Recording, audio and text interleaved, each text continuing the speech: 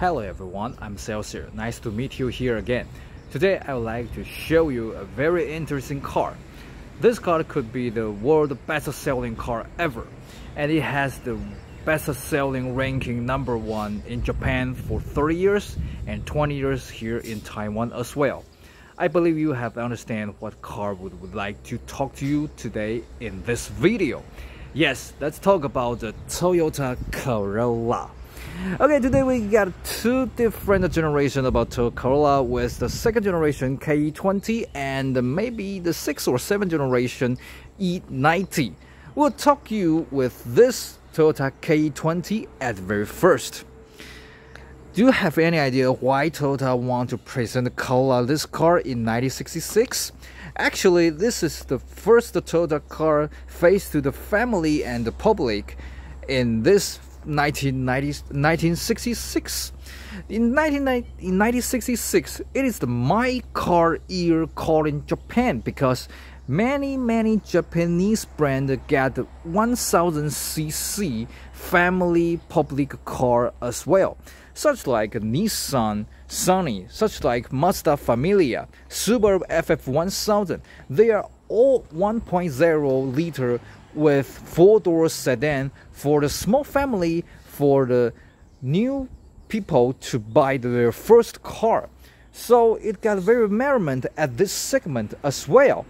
The Corolla got present in October 1966. It got a little bit late, but Toyota got the first ranking in a short time because Toyota got a very good skill at selling campaign. According to other rivals, they are all 1000cc at capacity, but the very first generation Corolla got 1100cc. So the advertising campaign called plus 100cc. We got better power, we got better oil consumption, and we got a better driving operation and handling.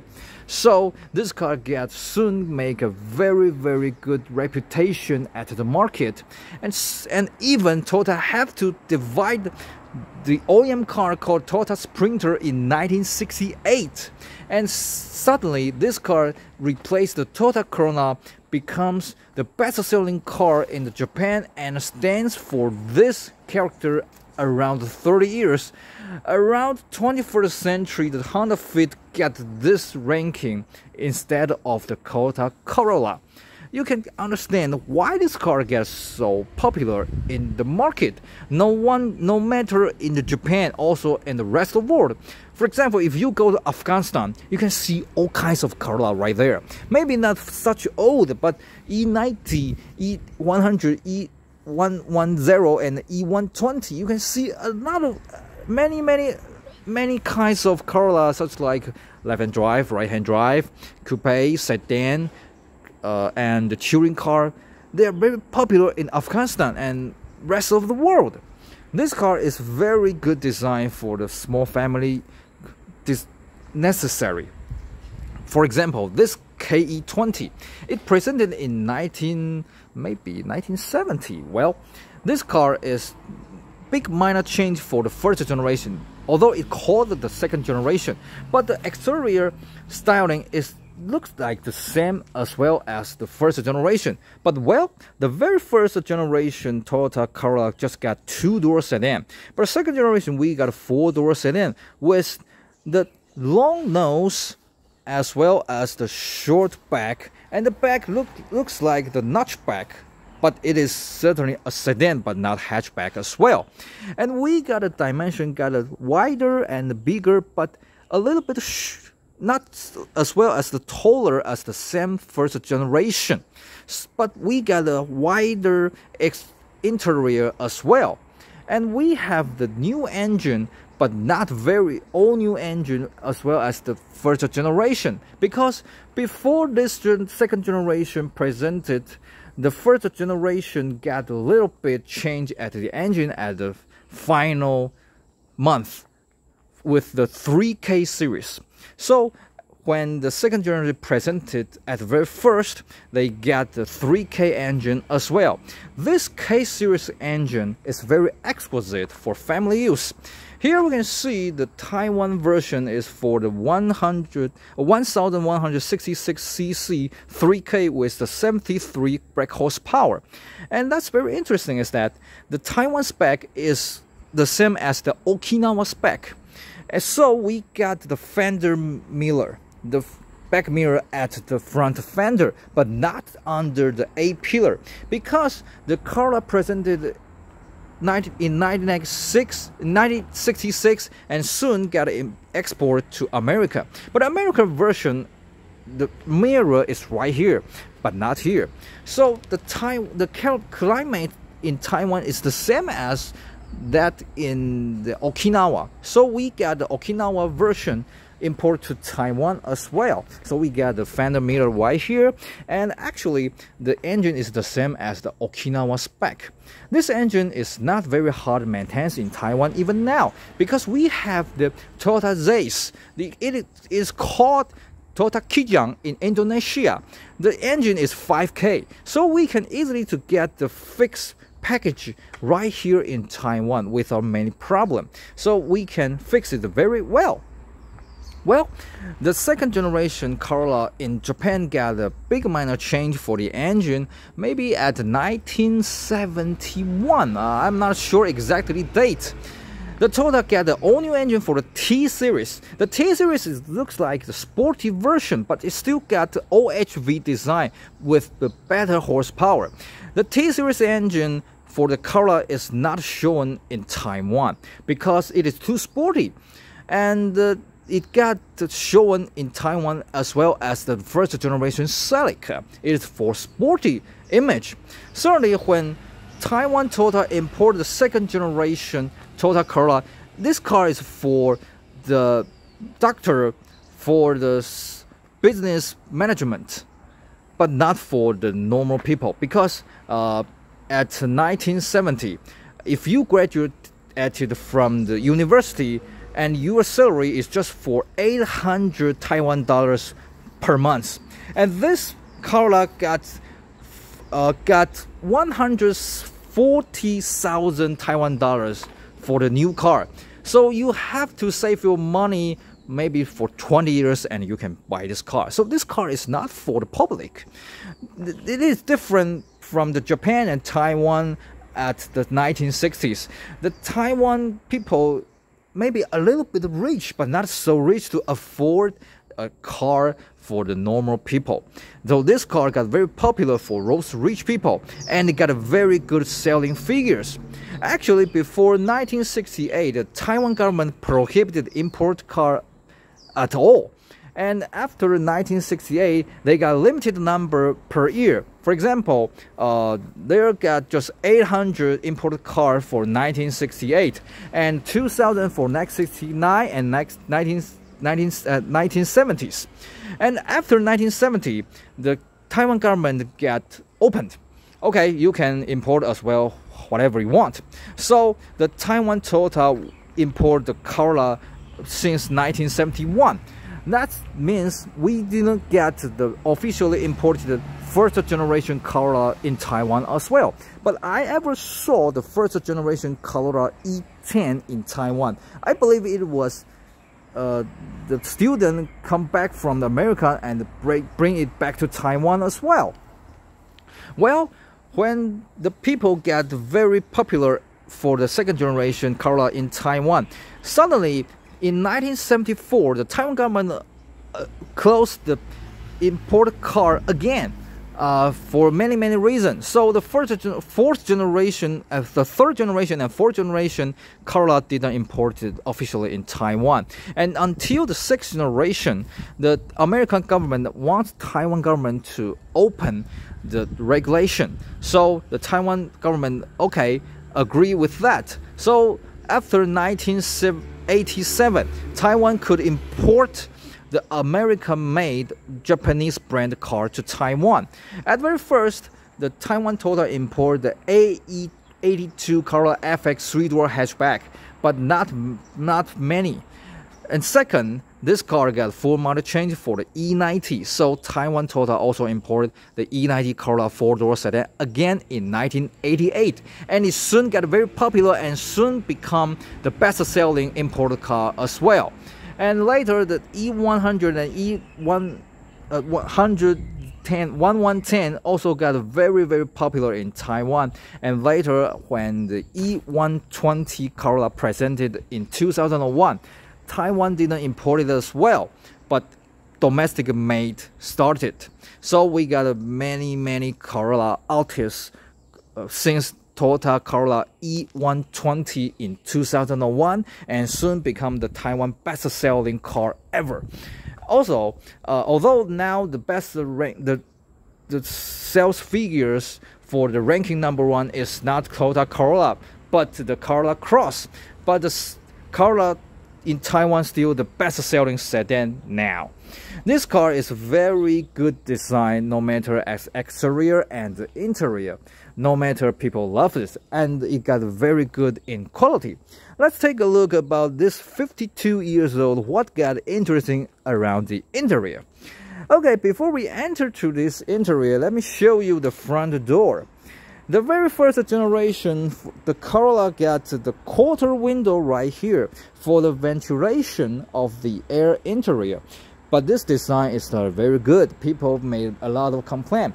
So the second generation got air ventilation right here. We got here to air intake for the interior and to improve the circulation about the interior. And still they got a new design right here. This for air out. So we got a very improvement for the air intake and air out for the second generation Toyota Corolla. So we got the one piece of glass at the front seat. Okay, when you open this door, they got many interesting equipment as well. Okay, let's take a look about that. At the very first, let's take a look about seats. The second generation Toyota Corolla got the armrest with the seats together, and we got a sporty style right here, such like we got a Corolla logo right here, and as well as the back. When we sit at the back seat, we'll show you. So this car is the rear-wheel drive, and we didn't get the power steering. I don't know when the Corolla got standard equipment for the power steering, but not this generation. And you can see there's no any tachometer because this is not sporty version. Maybe we just have to buy the Corolla 11 and we could see the tachometer as well. But well, the meter, this car is the Okinawa spec, so we got kilos right here, not mile per hour, not mph. And certainly this car is barely to drive to 160. I couldn't believe this engine could afford such speed, as well as they got the 4-speed manual transmission and didn't get a 5-speed. But this transmission is very interesting.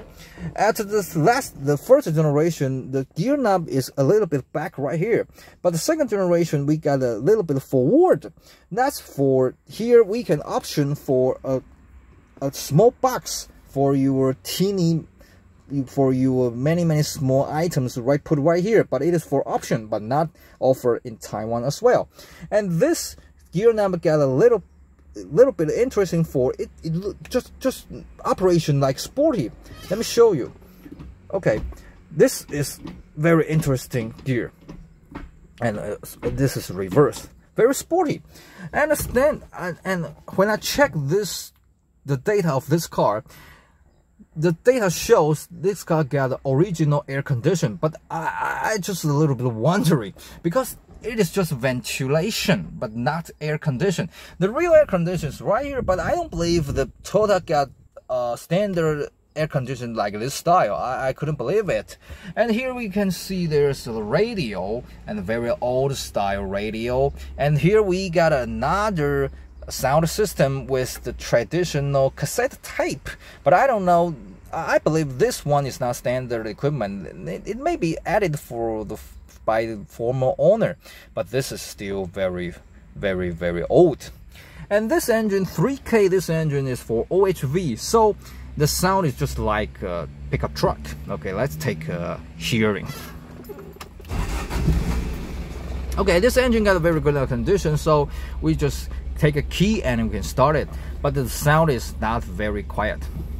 And when we hit the gas, the sound is just sounds like a pickup truck.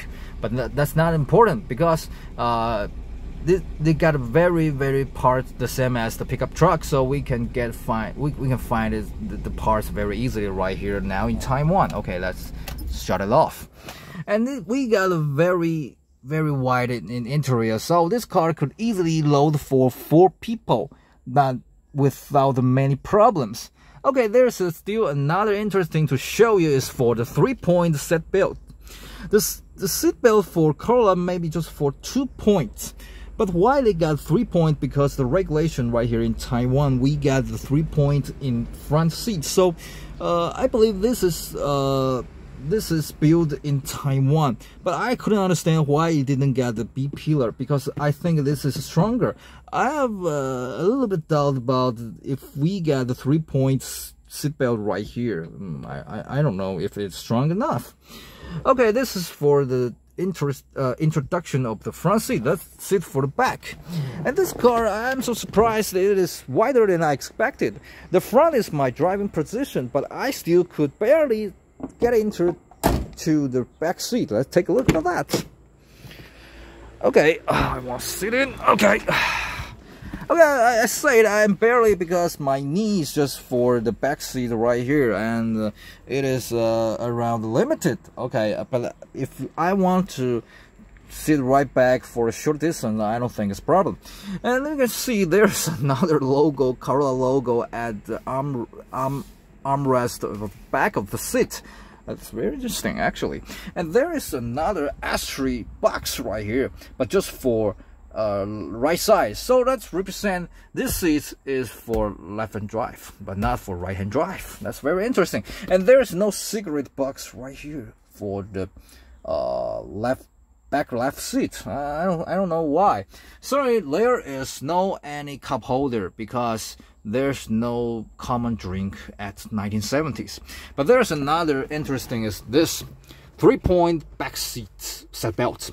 I believe it is not an option. It is built in Taiwan right here, because according to the regulation about 1970 in Taiwan, there's no necessary for the seat belt at the back. So this is not original. This is built by maybe from former owner, I think.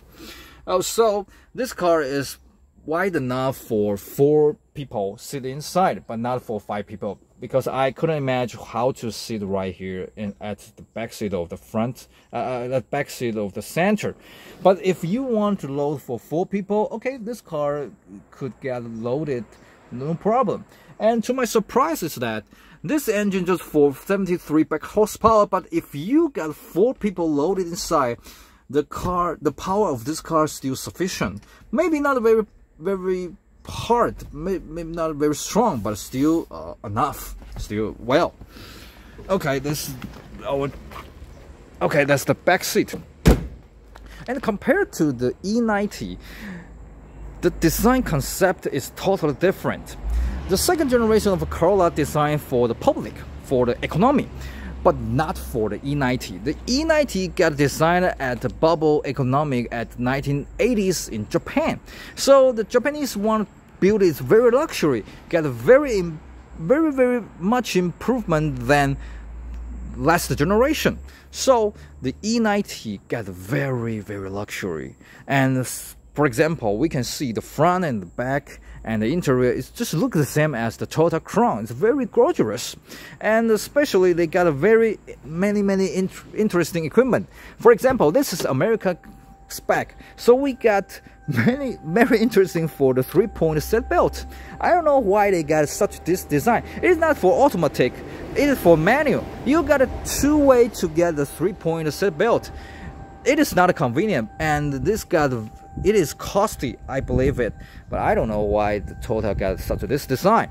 And certainly we still got another luxury design for this year. The doorknob, they got soft at the upper side. I couldn't imagine that, because even the BMW E36 3 Series and the E39 Series, it is hard right here, not soft. But the E90, when it presented in 1987, this is soft. You can see this car is very luxury. So the design concept is totally different from this car and this car.